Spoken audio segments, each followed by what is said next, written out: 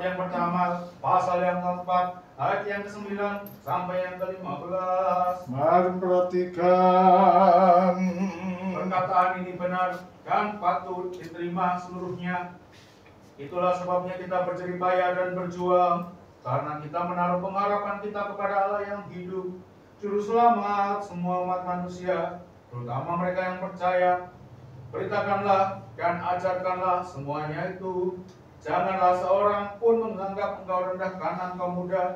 Jadilah teladan bagi orang-orang percaya dalam perkataanmu, tingkah lakumu, kasihmu, kesetiaanmu, dan kesucianmu. Sementara itu sampai aku datang, bertekunlah dalam membaca kitab suci, dalam membangun, dalam mengajar. Jangan lalai dalam mempergunakan karunia yang ada padamu, yang telah diberikan kepadamu oleh nubuatan dan melalui penumpangan tangan para presbiter. Perhatikanlah semuanya itu, hiduplah di dalamnya, supaya kemajuanmu nyata bagi semua orang. Awasilah dirimu sendiri dan awasilah ajaranmu, bertekunlah dalam semuanya itu, karena dengan berbuat demikian, engkau menyelamatkan dirimu dan semua orang yang mendengarkan engkau. Kami tidak patut saudara baca.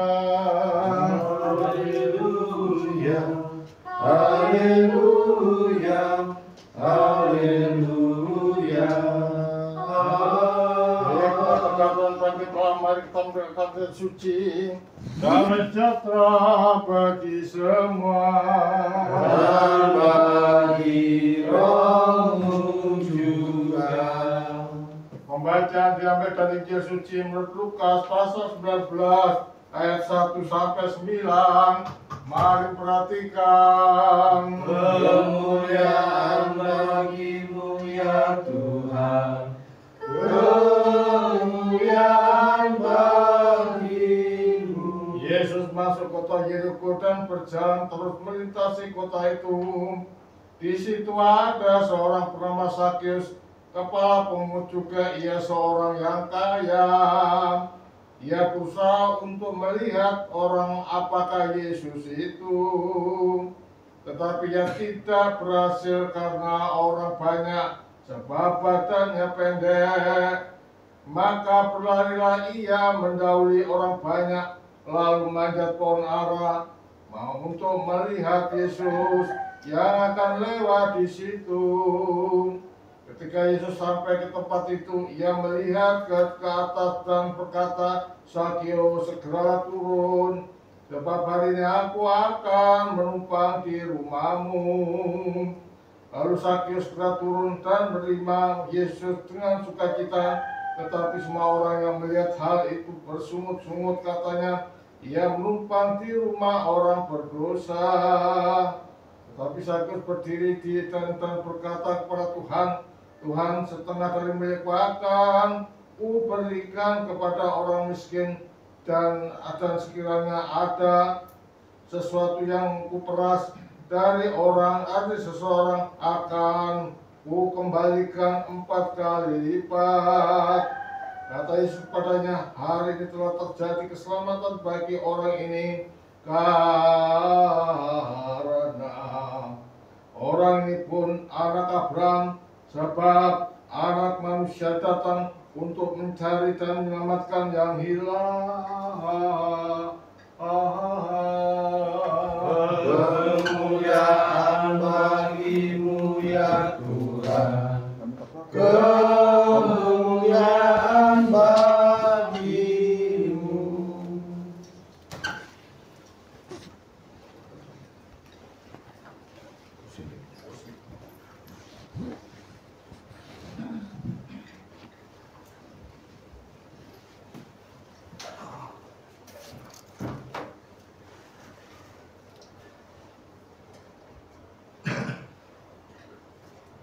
Saudara kasih di dalam nama Tuhan Yesus Kristus, Salam Aleichem Bishem HaMashiach.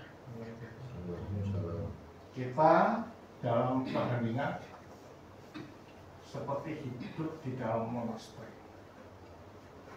ya, dengan hati yang pertama, dengan kalbu yang bersih, maka kita akan mendapatkan Allah di dalam kehidupan kita.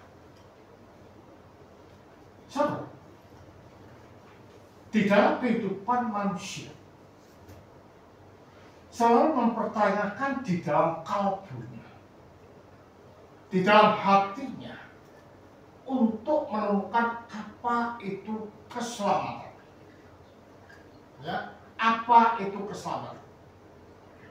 Dan apa itu tuntunan yang mengarah kepada kebersihan kalbu. Di dalam bacaan tadi kita lihat ada seorang yang namanya Sakyus ingin melihat seorang yang bagaimanakah Yesus itu. Ada kerinduan untuk melihat, untuk mengetahui, dan untuk mendengar kata-kata dari Yesus itu sendiri. Kemauan ini bukan karena dorongan orang lain, tetapi kemauan ini karena ada cetusan dari kalbu yang terdalam untuk menemukan jati diri sebagai manusia. Dia lari karena dia sadar bahwa keberadaannya itu kecil dan pendek, tidaklah mungkin dapat melihat Yesus yang lihat. Apa yang dilakukan? Dia memanjat pohon ara agar supaya mengerti Yesus ketika lewat di situ. Nah, di dalam memanjat pohon ara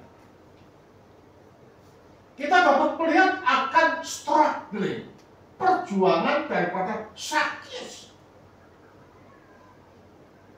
Jadi kalau demikian, untuk menemukan emas, untuk menemukan mutiara, itu harus berjuang. Lah, emasnya siapa? Mutiaranya siapa? Ya, Yesus itu adalah emas dan mutiara di dalam kalbu kita. Yesus adalah sesuatu yang sangat berharga. Karena Yesus itu bukanlah sekedar manusia, tetapi dia adalah jelmaan daripada Sang Firman yang dari kekal sampai kekal di dalam Allah. Nah, pencarian Sakyus terhadap Yesus ini menunjuk kepada keberadaan asalnya atau jati diri asalnya sebagai manusia, atau dikatakan sebagai image of the image, ingin supaya dapat hidup sebagaimana pola di mana mereka diciptakan, yaitu Yesus yang ada jelma. Jadi kalau demikian melihatnya Sakyus kepada Yesus dan berusaha itu merupakan kesadaran dari kalbu yang terdalam untuk menemukan sosok yang suci, sosok yang murni, sosok yang adiluhu di dalam kalbunya. Nah, sosok itu yang adalah merupakan suatu fondasi dan dasar Sakyus untuk mendapatkan apa itu kebenaran, mendapatkan apa itu jalan, mendapatkan apa itu kemurnian di dalam kalbunya. Makanya di dalam falsafah Daud dikatakan jer basuki momobeo, artinya untuk mendapatkan sesuatu yang suci, yang murni, yang adil. Kita tidaklah bisa hanya berpangku tangan, diam, dan tidak berusaha. Tetapi sesuatu yang adil ini diupayakan dengan dorongan yang indah, ada kerinduan untuk mendapatkan sosok itu. Makanya memanjat pohon ara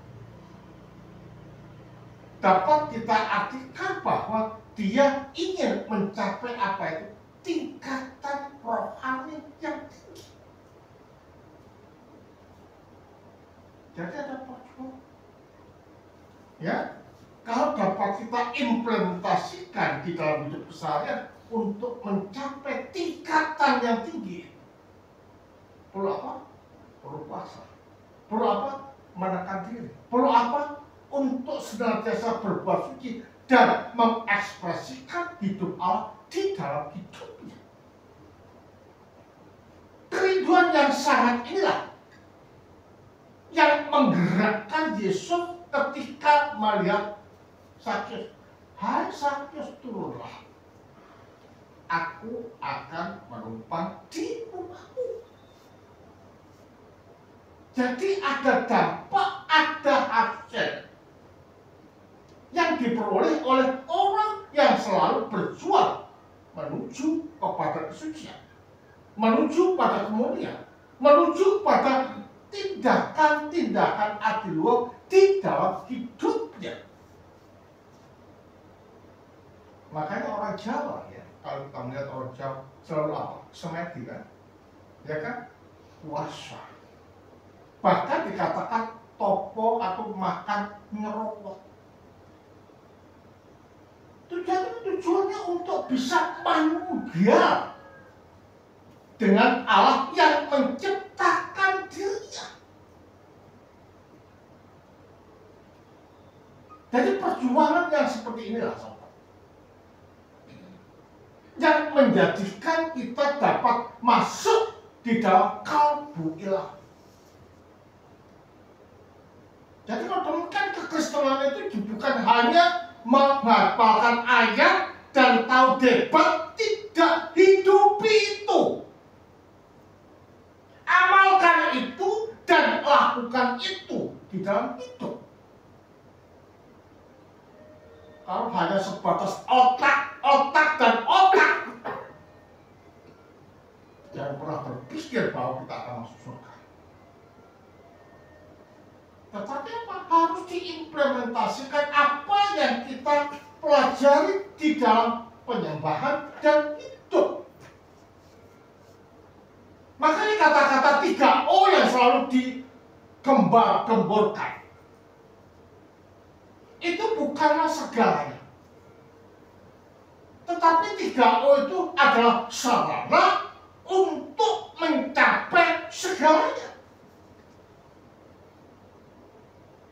Karena bukan tidak mungkin 3O dilanggar. Dogmanya api, penyembahan api, kalau karakternya bejat, ya sudah tidak kanonik. Ya kan? Penyembahan api, dogmanya bejat, ya itu sama saja. Penyembahan yang tidak punya dasar. Makanya ketiga-tiganya ini harus dapat dilakukan. Itu rantai yang saling terikat. Kadang orang berpikir 3O adalah merupakan segalanya. Itu jangan di otak, tetapi implementasikan. Makanya para bapak kerja mengatakan bahwa kalau orang itu hanya belajar akidah atau ortodoksia tanpa ortolateral dan prasia, itu adalah bidat. Gembar-gembar tentang ortodoksia, tapi sifatnya tidak mencerminkan ortodoksia, jangan pernah katakan dari kita orang tua. Ya, jadi ini harus dilakukan, apalagi kalau di dalam tindakan-tindakannya itu tidak bersih, tidak murni, dan tidak mencerminkan Allah. Pertanyaannya, ortodok macam apa itu? Makanya saya ingin semua di sini jadilah ortodok yang betul, ortodoksianya betul, ortolatrinya betul, dan ortopraksianya juga betul. Sehingga dengan demikian kita tidak dikatakan jargoni, bisa ngajar, nggak bisa ngelakuin. Nah, Sakyus ini sedang masuk di sana. ketika dia jiru turun. Sakyus, aku akan menumpang di rumahmu saat ini. Dia mengatakan, seluruh harta, separuh daripada hartaku akan kuberikan kepada orang yang miskin. Nah, kalau ada orang dan saya merasa memeras pada orang, maka akan kuganti 4 kali lipat. Berarti apa? Berarti Sakyus ini sudah tidak mau terikat dengan benda atau materi di dalam hidupnya. Ini berbeda dengan orang yang kaya. Ketika suruh menjual hartanya, dia bersungut-sungut, dikatakan lebih mudah seekor unta masuk ke lubang jarum daripada orang ini. Makanya para bapak gereja senantiasa mengatakan, ketika kamu hidup, hendaknya engkau mati, supaya pada waktu kamu mati, kamu hidup.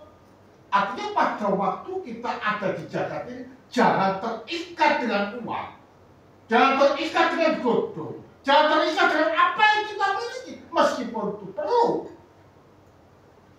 Tetapi konsentrasikan hidup kita kepada Allah yang sumber kehidupan kita. Dengan demikian, rahmat Allah itu akan tertancap tanam di dalam kalbu kita ini. Makanya kehidupan orang Kristen itu tidak semudah membalikkan telapak tangan, percaya dengan Yesus, everything is done, you will be blessed. Enggak gitu, anak.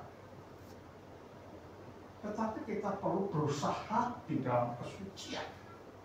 Kesucian kata-kata kita suci, cara pandang kita suci, tindakan kita suci, kehendak kita juga suci. Ingat, kita ini adalah image of the image, gambar dari sang gambar. Artinya bahwa memantulkan Allah di dalam kehidupan kita. Makanya kalau ada orang Kristen itu bejat, suka gosip, suatu misal, suka menjelek-jelekan orang, suatu misal, berbuat jahat, memfitnah, dan lain sebagainya, maka pertanyaannya adalah, kamu orang Kristen? Apalagi kalau kita sebagai orang Ortodoks seperti itu, dikatakan kamu orang Ortodoks, kamu bukan orang Ortodoks. Ya kan? Orang Ortodoks ini harus 3O. Setidak-tidaknya kita upayakan, kita lakukan, supaya kita dapat mencapai apa itu kesucian, apa itu teosis, apa itu kemuliaan di dalam hidup ini. Makanya kehidupan orang Kristen ini tidak semudah orang membalikkan telapak tangan. Ada laku, saudara, laku suci, laku bersih di dalam lini kehidupan kita. Akhirnya apa? Dikatakan bahwa Sakyus itu juga keluarga daripada dapat Abraham. Artinya orang yang suci, orang yang murni, orang yang tulus. Dari sini kita dapat melihat, saudara, bahwa kehidupan kita ini adalah kehidupan yang diarahkan untuk bisa merefleksikan dan memantulkan Allah di dalam hidup ini. Makanya kita dikatakan sebagai terang dunia. Kita dikatakan sebagai suratan Kristus yang hidup. Kita dikatakan sebagai garam dunia. Artinya apa? Artinya kehidupan kita ini harus berbeda dengan orang lain yang tidak percaya dengan Kristus. Menjadi contoh. Baik kata-kata kita, cara pandang kita, sikap kita, tindakan kita harus menjadi contoh. Jadi kalau demikian, jadi orang Ortodoks tidak semudah itu. Jadi orang Ortodoks jadi gagah-gagah, jangan. Tetapi makin rendah hatilah. Sebagaimana Sakyus ketika Yesus datang ke rumah, dia rendah hati dan tidak mau terikat apapun di dalam hidupnya. Nah, itu merupakan suatu kunci bagi kita untuk dapat perkenan dari Allah. Tetapi apa? Pantangannya banyak, orang-orang pasti tidak senang. Mengapa kok orang ini, Yesus ini mau ke tempat orang berdosa? Lah, kedatangan Yesus nggak boleh yang benar kok. Ya kan? Mencari yang hilang, mencari yang tidak benar, supaya diangkat menuju kebenaran, diangkat menuju kepada kesempurnaan yang Allah kehendaki. Maka sang sabda menjelma ini tujuannya adalah mengangkat harkat martabat manusia.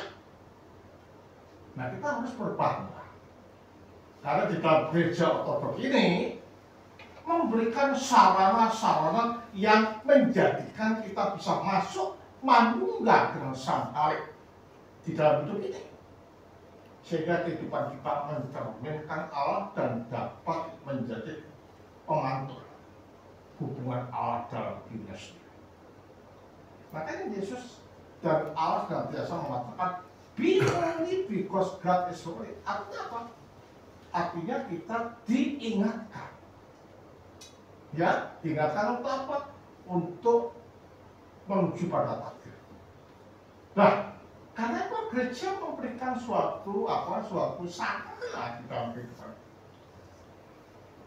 Sarana apa? Sakramen yang ada. Nah, kalau mengaku dirinya ortodoks tidak pernah mengambil sakramen, ya ortodoks yang macam apa? Makanya gereja dikatakan adalah gereja yang menyembah. Artinya apa? Sakramen inilah adalah merupakan letak kita menyembah. Karena melalui sakramen perjamuan kudus inilah maka kita bisa masuk di dalam hidup Allah. Dan masuknya kita di dalam hidup Allah itu kita dibawa pada lautan kasih ilahi dan kesempurnaan kita. Jadi kalau demikian, jangan kita enak-enak jadi orang Kristen, tetapi berjuang sepenuhnya supaya kita dapat diperkenalkan oleh Allah, supaya kita serius diperkenalkan oleh Allah. Karena apa? Karena menyerahkan hidupnya, bahkan apa yang dia punya kepada Allah. Itulah jaminan dan dasar serta inti kita menuju kesempurnaan yang Allah. Kemudian disampaikan Sang Putra Tuhan.